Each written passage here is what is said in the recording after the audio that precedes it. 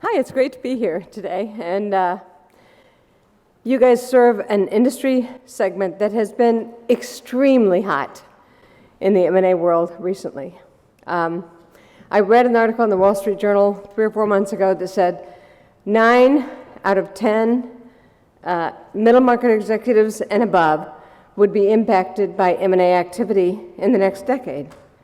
I would say that for medical device companies, that's probably in the next 4 or 5 years. It's really a hot segment. The object of today is to tell you a little bit about how you can end up being on the winning end of those deals, regardless of your position. All your companies will sell or combine or acquire somebody, probably in the next few years. It's a fact of business life that growth is nourished much more quickly, much more readily, much more profitably from an acquisition than it is just from internal activities. Our firm, Douglas Group, gets a really good eye view of that. We sell companies, middle market companies, typically 20 million to 250 million in sales, kind of is most of our market. We sell them very well. We're good at it and we love it. We kind of feel like it's doing a good thing for the world. We feel like business owners are kind of the heroes of the economy. They invest money and they guarantee debt and they provide jobs and opportunities for people and they improve goods and services all over the country and they certainly fill the public tax coffers with money. So we feel like what we do, which is kind of make sure that the pot of gold is there at the end of the rainbow, is really a good thing, and we love it. I have a daughter who was home from college at Cornell a couple of years ago, had all of her friends to St. Louis to visit. They sat around the breakfast room table chatting about love and life and government and everything, and I couldn't help, as I hovered around the room, throwing in little comments here and there. And finally my daughter just said, wait, she stopped everything. She said, you have to understand my mom's basic philosophy. She thinks there's some kind of really healthy selfishness that's good for the world. And it's true, I do. I think that's a fact. When we talk about timing for potential sale, we're talking about something that the object of the game is probably for most business owners really to make money. It's a good thing. And we like that. I had a friend, as I was growing up, he was from communist Russia in the old days when communism was pretty grim, and he liked to define free enterprise as exploitation for the common good. And I think that's kind of a good definition.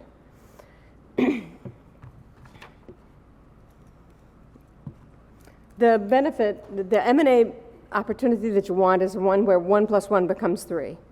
And that can happen for a number of reasons. It can be because a company finally put together has the resources it needs to really grow it, especially in this industry in particular. It takes a lot of money sometimes to get out there and get and maximize results, and it really can help to have an acquisition. The benefit may be cross-sale to customers, where you have two companies that can sell their products into one another's customer base. It may be two companies with very different strengths that can capitalize on one another's strengths. We had a medical device developer with no sales or marketing a few years ago, literally none, was kind of in the early startup stages. They were acquired by a company that had a powerful marketing and sales force. Their sales literally tripled in 3 years. It was a neat combination, a good business combination. Owners also really want to protect employees. It's way more important than employees ever realize, I think. We sold a company in Philadelphia a few years ago, and it was too little for us. Most of our companies are 10 million or bigger in sales. These guys were about 7 million in sales, but they had great earnings, like a third. They were growing like crazy. We sold that company. We had probably about 20 offers on the company. Most were 10 to 15 million. 2 offers were north of 30 million. One was 35 million. One was 32 million. The $35 million offer was from a strategic buyer, a competitor of the company. The 32 was from an equity fund. The owner chose the $32 million guys, $3 million less, just because he thought they would be better for his people. So it's kind of a neat outcome, and people can get that. The best protection any owner can get for his employees is probably to sell for a premium price. The buyer who pays a premium price wants your people. He wants to take good care of them. He wants to invest in new equipment, new marketing, all kinds of things. So he's really a good guarantee for people. These buyers put in new marketing channels, new equipment, all sorts of things that can make a big difference. Timing for ultimate. We get a lot of inquiries from sellers about when should I sell? What's the right time? The volume and magnitude in this industry has been just huge in recent years. It's been wonderful. In part, that relates to general economic conditions.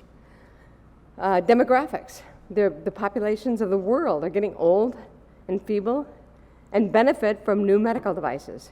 That's a great help to people. The stock market volatility actually helps the market. In our case, the market for middle market companies. People don't feel real secure relying on the stock market with its ups and downs and swings as their future earnings. They like to invest in real ownership of a little piece of a company. Hence all the private equity funds today. You didn't see that 25 years ago. You see a lot of private equity activity now. In recent years, interest rates have been a big boon. I mean, half the deal price typically comes from borrowings. That it's really nice when those borrowings are really inexpensive. It helps price for the seller. Evolution of medical technologies. There's been so much that has changed and developed recently. That's really good in this segment in particular. And there's been a huge increase in the number of, or in the access to international markets. 25 years ago, I founded this firm 25 years ago. A long time, I'm dating myself. But at that time, it really was kind of unusual to have good access to international markets. Today, just about everybody does. And it really helps the growth prognosis tremendously. The timing to sell is when the trend is up. If I look at companies over a long term, they grow kind of gradually, then they level off a little bit, and then eventually they drop down. You want to sell sometime in that upward path, somewhere along that way. It makes a big difference. The timing could be everything. We were approached, this is a long time ago, by a company with a guy who had 60 million in sales, good profits, steady profits, and he was approached by somebody with a $50 million purchase to purchase his company. Well, he talked to us, and we were helping. And the buyer wanted him to commit to working 1 year to transition the company. Well, he decided he didn't want to retire in a year. He was only 58 or something. He didn't want to retire in a year. So he said no. He passed on it. About a month later, he had a stroke. He was out of the business completely for the better part of 9 months. The business went down, had all kinds of problems. He had never had any borrowings before. His people started borrowing money. He was up to 6 or 7 million in debt 9 months later. He came back into the company. He tried to revive it. He couldn't. A year and a half later, he came back to us and said, okay, now I want to sell. Well, he had no value anymore. He was not making money. He had debt. It was really in bad shape. We did sell the company for him. We got enough to cover his debt. Barely. No more. So his value had gone from 50 million to zero in about 2 years. It's really sad.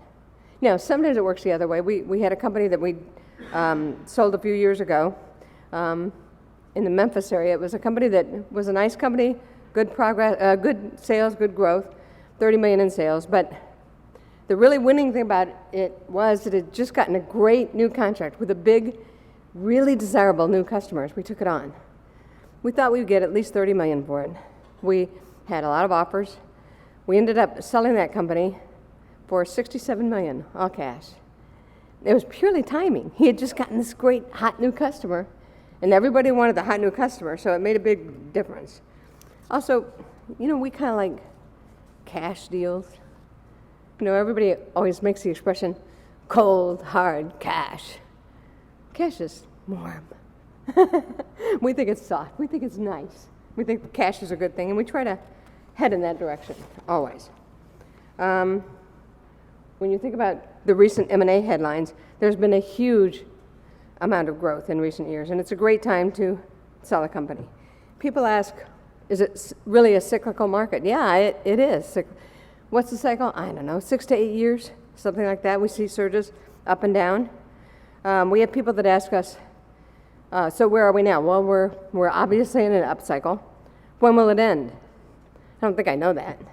That's kind of hard. I feel very good about 16. I feel less cocky about 17 and 18. It will probably go down somewhere along the way. If you're developing a company that has very new technology, timing is pretty important. You need to catch the excitement, enthusiasm about that wave to come for new technology. It makes a big difference. We had a heel spur product years ago that we worked for the company. A guy came to us with, he had about $5 million invested in this product. It had just gone through all the trials, and it was just about cleared for sale. He had an offer, unsolicited, for $50 million for his company. Well, he looked at it and he said, it could be worth 200, 300 million in a few years. I think I gotta wait it out and see what happens. Well, he did wait it out. His patent wasn't quite as strong as he thought. There were a lot of adjacent products coming on to compete with him. He didn't do very well. He ended up selling the company 3 years later for about $3 million. It's really sad. I mean, sometimes the dream and the hope for what that future could be for the technology is better than the real thing.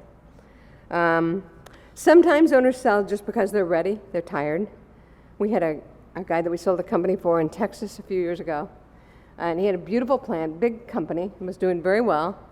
When I went down to visit his plant, his COO picked me up and brought me to his office and introduced me to Jim, the owner of the company. And he said, I want to introduce you to Jim. He's the father of this company. And Jim said, I want a blood test. And that it gets to be kind of frustrating sometimes. We ask him, why are you thinking about selling? What are you doing? What has happened in your life that makes you really think it's the time now? And he looked at us and he said, well, little lady, I used to run 3 miles every day before I went to work. I'd stay at work till 8 or 10 every night, get up the next morning, do it all over again. He said, I'm too tired to do that now. He said, shoot, today, the most exercise I get is I fill up the tub, pull the plug, and fight the current. He just wasn't ready to keep working on it anymore. He was just tired. And that made him a good seller. I mean, frankly, he had built that company for 20 years' time.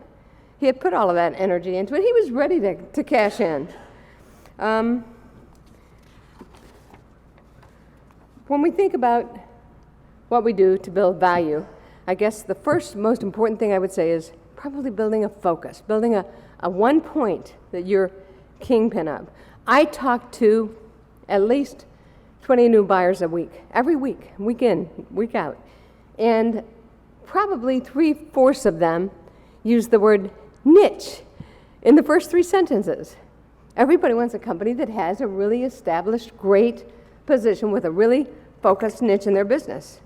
Aristotle Onassis had a saying. He said, the secret of great business is knowing something that nobody else knows. And I think there's truth in that.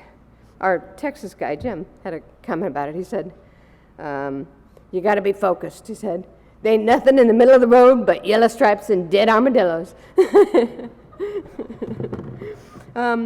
Patents have huge value. But again, you have to think about the timing on selling a company with a patent. Buyers who have a real strong foothold in one area, the great kingpin of heart care products loves a new heart care product to add. They want something that will enhance that niche, make it even stronger, make it even more powerful. And they may be the kingpin players for you as a seller. Buyers also look very hard for management power. It's become so important in recent years, much more so than it was even 10 years ago. I don't know if any of you read Plastics News. Plastics News has a new spot on what keeps owners up at night. And practically everything that they say talks about how do you obtain great people? How do you keep them? How do you get them enthused and happy about what they're doing? It's a very important piece of business today. Sometimes I think owners don't fully appreciate how important that is. We sold a company in San Francisco a few years ago. It was a great company. Different kind of customers than yours. They were mostly computer giants. Compaq, HP, Apple, all the big computer guys. And we got about 10 offers on the company. We invited 3 of those guys up to tour to see the plant. Well, the first one that came through went through the plant, and he said, this is beautiful, this is great. They got into a private conference room. He was asking questions. He says, you have to tell me one thing. I don't see how a company that deals with these big, hard, tough customers possibly does it to keep such great margins. What do you do? The owner crossed his arms, sat back, said, it's all right here. The buyer was gone. 30 minutes later, they left and never came back. The buyer doesn't want it all right here. They want a group of people that they can count on, that they can build, and then they can make something with going into the future. Those of you who are in a particularly high growth area, I think those people things are even more important. It becomes really critical. Those of you who are middle managers in those companies, there can be some wonderful opportunities as a result of acquisition possibilities. When we think about what buyers want, there are probably 3 main things. First of all, they want earnings power. Absolutely. Secondly, they want growth potential. Why? Makes more earnings power. And lastly, they want something that gives them a big competitive advantage in the marketplace. It makes a big difference for them. Sellers always ask me, what's the rule of thumb pricing? They want kind of an automatic number they can use to figure out what their business is valued. There are rule of thumb pricing mechanisms that are okay, but they probably all go away when you get the right competition. I would say a rule of thumb for a medical manufacturer might be 5.5 to 7.5 times the EBITDA, just as a general. And that's, by the way, that's half a multiple higher than for a non-medical product. Just a little bit up. It can vary quite a bit depending on the competition. If the potential is amazingly strong for some reason, all of the rules of thumb can kind of go out the window. We had a company a couple of years ago with $30 million in sales, making 5%, making about $1.5 million a year on sales. We sold that company, and they had some really niche products that fit into a certain customer mix that everybody wanted. We ended up selling that company for $80 million cash. What's that, like a 25 multiple? I mean, it's ridiculous. It makes no sense at all. But you know what? We had a lot of offers in that range. They were all fighting to get that company. If you get the right competition, it can make a big, big difference. So what do you do if you have a company and you're ready to sell? What is the process? Most business owners sell a company once in their lives, not many times. They really don't know what to expect as they go through the process. I'm going to kind of walk you through what our process is, and it's not golden, it's not what everybody does, but there are a lot of commonalities to people who sell. By the way, let me get a feel for how many people here own a business? Pretty good number. And how many are middle market, say, within a business? Okay. How about advisors to business owners? Okay, I've talked to a number of people here today who are kind of advisors of business owners, and I think this stuff fits for them as well very nicely. As I talk to you about the process, I will tell you that the bestseller reps are kind of tough guys. It's really a tough process. Their job is to protect you and to protect the value of the company you have and to make it safe. There's a quote I like here. This is a weird quote. Al Capone said you can get a whole lot more with a kind word and a gun than with a kind word alone. I like that. We try to be the gun. We want to be the power behind that seller to make sure that he's going to do well. We sold a company some years ago in Louisville, Kentucky, and the owner had, a lot of times buyers wait really long to hire anybody. These guys had come to us with an offer in hand of $10 million. That's really later than they should come. And it was about a $10 million company, $10 million offer, it was pretty good. But it had some big new customers, it was growing really well, and we thought we could do a lot better. So we said, yeah, we'll sell it, we can do a lot better than that. And the owner said, okay, but I don't want to talk to any other buyers. I don't want to talk to the one guy who already made me the offer because I really like him. And they'll be good for my people, and they'll be good for the company long term. I said, no, then we can't do it. There's no way to get that buyer to raise his offer if you can't get competition. His job is to buy as cheaply as he can. He can't pay you more just for fun. So the owner finally said, okay, you can talk to other buyers, but I'm warning you, I'll probably just take their offer, whatever it is. So we ended up going to work, bringing in other suitors for the company. We ended up selling that company pretty quickly, about 2.5 months later, for $25 million in cash, plus $15 million in earnout, to the same buyer. I mean, I would have thought they would have been humiliated to raise it that much. I was amazed. But it happens. I mean, the competition is all they needed. We had another company we sold about 1.5 years ago. It was a little company. It came to us with an offer in hand of $13 million. They wanted us to sell the company, and they said, the only thing is you have to exclude from your fees any fees if we sell to that guy for $13 million. And we said, well, we're not going to exclude anybody. What we do is create the pressure for them to get real and buy. We're not going to do that, but it's okay, no harm, no foul. If you like the guy's offer, just take it. If it doesn't work out, come back to us in a few months. Well, they came back to us. It was really about 9 months later. They had accepted an offer from the guy with a letter of intent that gave them 6 months of exclusivity. 6 months the guy had to close. He came back at the end of 6 months and said, I need 90 days more. They gave him 90 days more.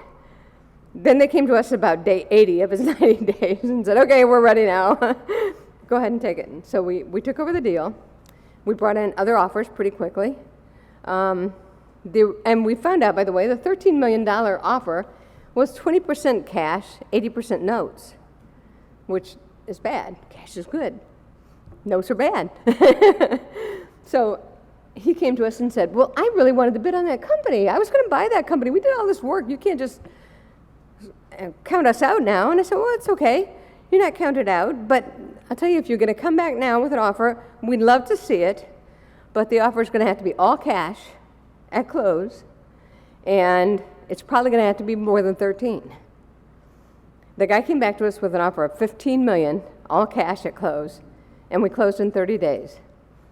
It was amazing. It was great. But he would have never done it if he didn't have competition making him do it. It makes a big difference.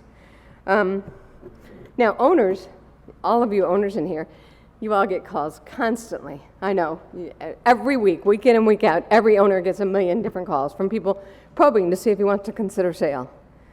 Well, 75% of those calls are from people that are intermediaries that are calling to see if he might be receptive to sale, and if so, they'll quickly pick up the phone and call 5 buyers they know and try to get a finder's fee for finding them. So they're not very careful about confidentiality. They don't know much to tell the seller. We always tell sellers, use those calls. Find out, first of all, who the buyer is. Who are you calling for? Are you calling for yourself? Are you the CEO of a company that wants to buy me? Are you an intermediary that's been hired to do this job for a company that wants to buy me? Why do you like us? Why do you think we're a fit? What do you look for in a company? What do you try to avoid? What else have you bought in the last year or two? Would you pay for what you bought? If you can get that kind of intelligence, that's good for somebody for the day when you decide to go ahead and sell. It's healthy, it's helpful. It's sometimes hard to get that information, but it's really worth it.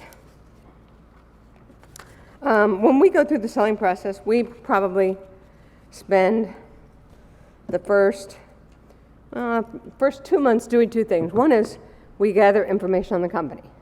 We gather information on financials, by segment, by product, by geography, all different kinds of sorts of how are you making your money? How's it coming to you? We spend a lot of time doing that. We develop information on people, org charts, descriptions of key management, all of those kinds of things. Information on facilities, equipment, real estate, values, location, growth, capacity, all of those kinds of things. We spend a lot of time doing that. That information is kind of critical to the process, and we really make sure that it's very accurate and very meticulously put together. We want it to be truth. Buyers only pay premium for truth, and it pays to have truth. Sometimes our clients find themselves a bit embarrassed about the things that they don't do very well, like the guy who had no sales staff. He hated to talk about it. He was like really embarrassed to even bring it up. But frankly, if we find the buyers who can fix the problem, they like it. They pay more for the problem. It's really true. So it can be a great help. We also spend a lot of time working to identify buyers during that first month or two. And we spend a lot of time. People don't believe. We for an average seller, our firm will talk to 300, 400 buyers. A lot of people. Now, some we talk to for 5 minutes, and some we talk to for an hour. We're trying to find out all the things we can about what they want to buy and what's a perfect fit. And what do they think a good margin is for a company like this? What do they think a good EBITDA percentage is? What do they think a good growth rate is? All of those kinds of things tell us how likely it is to be fit for our seller. A lot of our clients come to us right away and say, oh, I know who the buyers will be. It's one of these 3 or 4 guys. Really common. And they're always wrong. I've learned over time, they think of the guys that are most like them, that are out in the marketplace. Or they tell me, well, so-and-so would pay a fortune just to have us gone. No, he wouldn't. Not usually. People don't pay just to have you gone. They pay for earnings capacity you can add. The best buyers are usually the ones that are off-center, the ones you haven't thought about, the ones that don't know anything about what you do and can't do it. They get more when they buy you.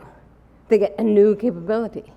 They're much more enthused, and they pay a much bigger premium for your company. As we go through the process of probing buyers, we'll ask what makes a perfect fit, what do they want to avoid, what are good growth and profit percentages, what directions they want to go in the future, what do they think the most promising markets are for next steps, what's their history of recent acquisitions and what have they paid for what they bought, what's their sort of rule of thumb pricing. If we talk to 300 buyers, we'll probably find 30 that are just right. We share those with our clients. Our clients enjoy that process. They like to know who's buying who and why. It's kind of fun gossip, so they enjoy that piece. Usually they'll agree on those top 30 with us and be pretty content with that. If we've identified buyers really well, the next step we do is we go to the 30 and we get a signed non-disclosure. It's got a client number, no name, no location. They don't know who our seller is yet. They sign our NDA, and then we start to share real information. We'll typically start that with just overview information, maybe a 2-page narrative and a 1-page financial. If we chose really well, every one of those guys is calling us back the next day. And that really is the beginning of the competitive prices. That's where the horse race starts. When they come back to us, they'll all come back to us very quickly asking for other info. They want financial statements, they want org charts, and they want info on people, and they want info on the plant and what the equipment is and all of this stuff. Then we begin to share that information in earnest with them. They ask questions. We'll answer the questions. They all ask to come and visit the plant. We don't let them do that. If we did that, every seller we have would have 25 one-day-long tours with buyers coming to their plant. A, you couldn't possibly keep it confidential. people would be really worried about what in the world what are all these people doing. B, the owner couldn't work on his business for a month. You can't do it. It doesn't make sense. We will be very careful not to let them do that. When we get down to maybe the top 10 that we think are really coming along and really ready and really pressing us hard for a visit, we will ask them to submit a letter of interest. It's non-binding, a letter that says what the price is and what the key terms are. From that letter of interest, we'll pick the best 2 or 3 to invite to come. By that time, we really kind of know what's going on and have a strong sense of what we want to do. Each buyer who visits will bug us for immediately, right after, for a letter of intent. A letter of intent does nothing for the seller. It's a bad thing, not a good thing. Letter of intent always has exclusivity requirements.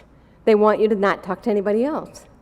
Well, you can't do that too quickly. You have to be darn sure you know who the buyer is, what all their terms are, the details of their terms, if they have the money to do it, all of those kinds of things before you choose a buyer.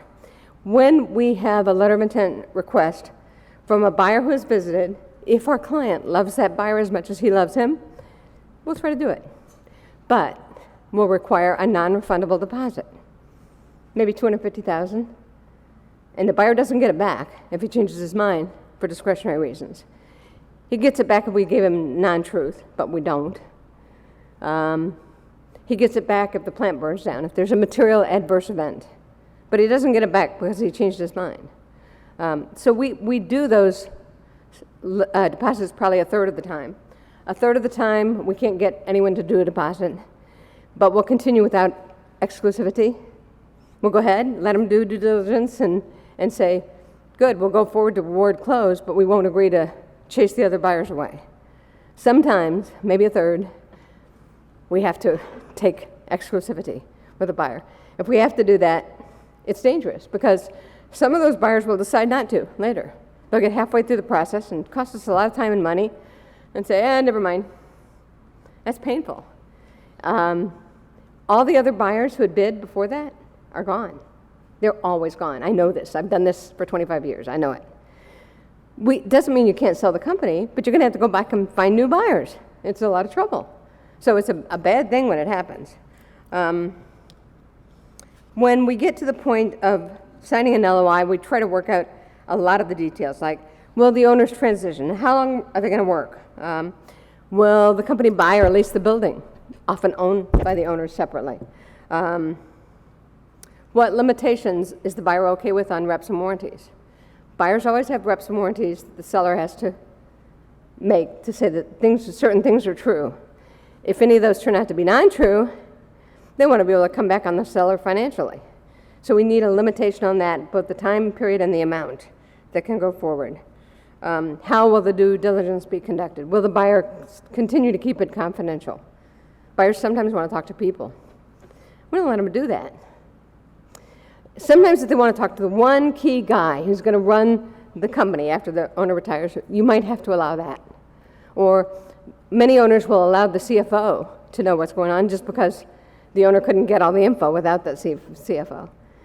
But you don't want to tell too many people. It does no good and can do great harm. I've seen lots of owners sorry they did it. I've never seen any owner sorry he kept quiet. It pays to keep it very quiet. Does the buyer need to talk to the customers? Buyers often want to talk to customers. You don't want to let buyers do that. Now, pretty often we will have to allow some kind of customer satisfaction survey that the buyer can listen in on to make sure they're comfortable that we have good relationships with customers. But usually try to do that in the last week or two before close so it doesn't do too much harm. Then sellers think they're done, but they're not done. They get to the definitive agreement. I mean, this is a 150-page, complex, pain-in-the-neck document that you really have to pay attention to. I probably read that 150-page thing on the average 20 times. I probably change something on every page of it. But you know what? In 25 years, we have never once had a client sued. And we've never once had a client who didn't collect all his money. That's because we spend the time to be really careful and really meticulous about those documents. It makes a big difference, and it saves our clients from a lot of pain. There's nothing like selling a company and then dealing with a lawsuit for 3 or 4 years afterward to make it pretty unhappy. One other thing I'd like to comment on a little bit is the retained ownership stake. There's so many equity funds out there now. You guys read about it all the time, equity funds that buy a piece of somebody. It's a big deal. And it can be a good opportunity for an owner. Equity funds typically like for the owners to reinvest, to stay in for 10% or 20%, or maybe 30, some percentage keep. It's kind of scary for owners, but part of the benefit is that to stay in for 20%, for example, doesn't cost you 20% of the deal price. We had a deal last year we sold for $50 million, and the owner wanted to stay in for 20%. Well, he thought that meant that he would have to put $10 million in. Well, it didn't. The equity fund did the deal with about half cash from his bank account and half debt. So he put in $25 million of cash, $25 million of equity. To keep that 20%, our owner only had to put in the 25% of the equity, $25 million. So our owner had to put in $5 million. He got $50 million, he put back in $5, he netted $45 million, and he owned 20% of his company. Not a bad deal. I mean, he liked that. And we have sometimes great results. We sold a company last year down in Florida, an injection molder that we did well on, and they wanted to keep a piece of the business. The owners kept 20%, 2 guys kept 20% of the company. I just talked to the owner, one of the owners, April 15th, really recently, and he said it's been the best thing that he could imagine. He said everything we don't know how to do, they do, and they get the resources for us to do it. Everything that we know how to do and that we do well, they leave us alone on. So it's perfect. It's a great opportunity. He'll do wonderfully on that company. And it'll probably sell in 5, 6 years, but I bet you he'll do very well on it. It's very nice. There are a lot of other issues on an equity fund that you want to find out. What if the owner retires before the equity fund sells? Will they get bought out? How much? Well, they pay him. What if the equity fund fires the owner? You're no longer running the company. You're out on the beach or on the bench. So do you get bought out at that time? And if so, what do they pay you for what you get bought out? Will the equity fund allow them to give equity to other key management? Owners really like that. They really want to have their key people bought into staying. So it makes a big difference. There are a lot of issues for the equity funds that make a big deal, but we have now probably 6 equity fund sales we've done where the owner made more selling his little piece, his 10 or 20%, 5 years later, than he did the first time from the whole rest of the company. That's pretty neat. That's a pretty good opportunity. That's pretty wonderful for the sellers.